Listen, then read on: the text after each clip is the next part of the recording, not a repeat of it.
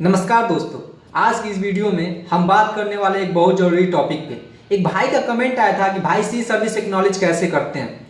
तो 90% सी फेरर अपना सी सर्विस तो पूरी कर लेते हैं, लेकिन उन्हें ये पता नहीं होता है कि सी सर्विस एक्नॉलेज होता क्या है, कब करना है और कैसे करना होता है।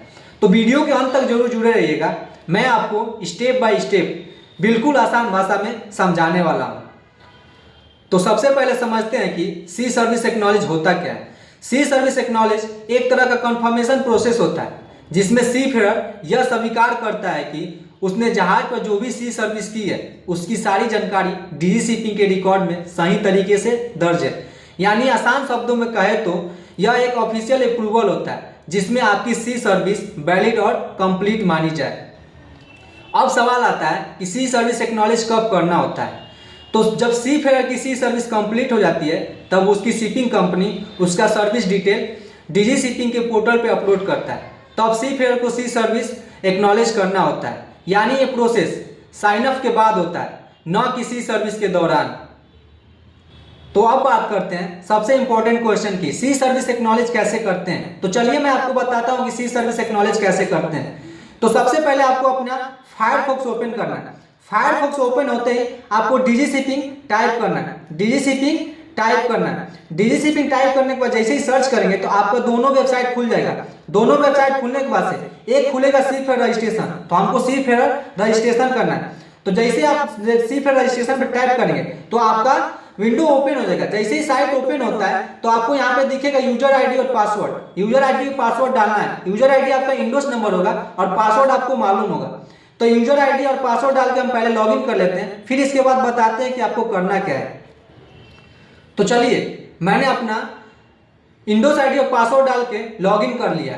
तो मैं आपको बताता हूँ कि सी सर्विस एक्नॉलेज करते कैसे हैं। यहाँ पे आपको दिख रहा होगा सी फेरर में सबसे लास्ट में आपको दिख रहा होगा sea service acknowledge, view sea service and acknowledge. ये देखिए यहाँ पे आपको दिख रहा है view sea service and acknowledge. तो इस पे आपको टैप करना है। टैप करते ही ये ओपन हो जाएगा। जैसे ही ओपन होगा तो आपका सी सर्विस डिटेल पूरा दिखा देगा।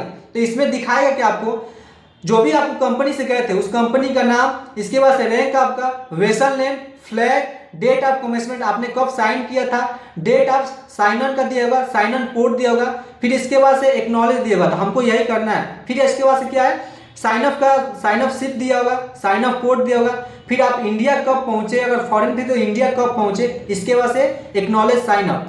तो एक्नॉलेज साइन अप नहीं करना है, साइन ऑन करना है। तो यहाँ पे हम आते हैं एक्नॉलेज पे। एक्नॉलेज पे जैसे आप टैप करेंगे तो आपका पूरा डिटेल ओपन हो जाएगा कि आप कौन सी शिप पे गए थे, आपकी जिस शिप पे गए थे उस शिप को कौन सी कंपनी चला रही थी, ये सब ओपन हो जाएगा। ओपन होने के बाद से आपको पूरा डिटेल पहले केयरफुली चेक करना है। तो मैं अपना नाम चेक करता हूँ, नेम ऑफ सी फेरर मेरा नाम है, ये आपका नाम भी होगा। इंडोस नंबर क्या है, सीटीसी नंबर क्या है, name of vessel, flag of vessel, date of commencement of contract, फिर migrate reference number, date of sign on ship and signing on port. इसके बाद से आपको आना है इधर भी लिखा हुआ है पासपोर्ट नंबर, रैंक आपका क्या है, IMO number of vessel, name of foreign shipping company, इसके बाद से क्या है, डेट ऑफ फ्लाइट, इसके बाद से माइग्रेट डेट दिया होगा, इसके बाद से साइनिंग ऑन कंट्री दिया होगा।